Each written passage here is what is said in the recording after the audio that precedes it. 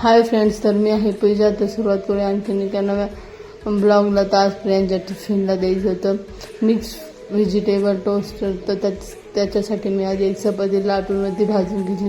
त्याच्यानंतर आपल्याकडचे sauce, mayonnaise, ketchup, pizza sauce आणि शेजवान चटणी लावून हे सगळं मिक्स करून चपातीला सगळं स्प्रेड करून घेतलं. त्याच्यानंतर कांदा टोमॅटो कट करून बारीक करून त्याच्यावर टाकून घेतला व त्याच्यानंतर मोझरेला चीज किंवा आपली जी फ्रोझन चीज असतं ती सगळं आपण त्याच्यावर स्प्रेड करून टाकू शकतो. आणि ती मस्त त्याचं तोंड बंद करून तव्यावर मस्त बटर किंवा तूप लावून तुम्ही शेकून घेऊ शकतात.